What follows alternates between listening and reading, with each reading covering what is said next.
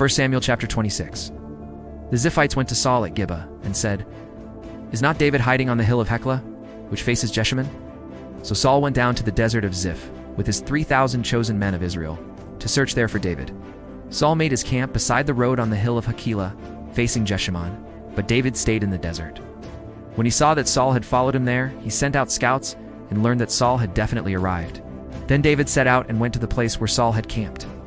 He saw where Saul and Abner son of Ner, the commander of the army, had lain down. Saul was lying inside the camp with the army encamped around him.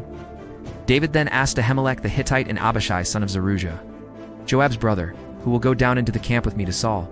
"I'll go with you," said Abishai. So David and Abishai went to the army by night, and there was Saul, lying asleep inside the camp with his spear stuck in the ground near his head. Abner and the soldiers were lying around him. Abishai said to David, "Today God has delivered your enemy into your hands, and let me pin him to the ground with one thrust of my spear. I won't strike him twice." But David said to Abishai, "Don't destroy him. Who can lay a hand on the Lord's anointed and be guiltless? As surely as the Lord lives," he said, "the Lord himself will strike him. Either his time will come, and he will die, or he will go into battle and perish. But the Lord forbid that I should lay a hand on the Lord's anointed. Now get the spear and water jug that are near his head, and let's go." So David took the spear and water jug near Saul's head, and they left. No one saw or knew about it, nor did anyone wake up. They were all sleeping because the Lord had put them into a deep sleep. Then David crossed over to the other side and stood on top of the hill some distance away. There was a wide space between them. He called out to the army and to Abner son of Ner, "Aren't you going to answer me, Abner?" Abner replied, "Who are you, who calls to the king?" David said, "You're a man, aren't you?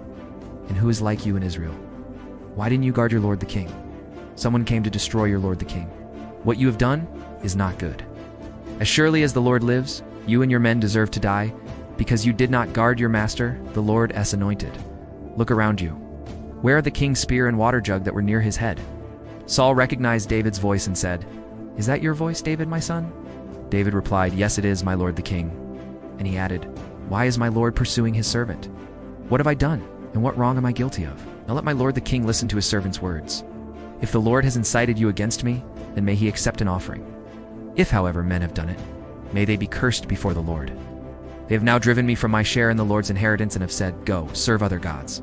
Now do not let my blood fall to the ground far from the presence of the Lord. The king of Israel has come out to look for a flea-as. One hunts a partridge in the mountains." Then Saul said, "I have sinned. Come back, David, my son.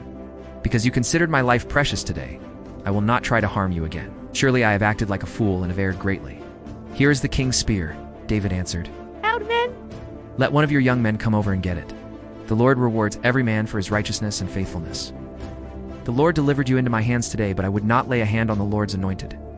As surely as I valued your life today, so may the Lord value my life and deliver me from all trouble." Then Saul said to David, "May you be blessed, my son David.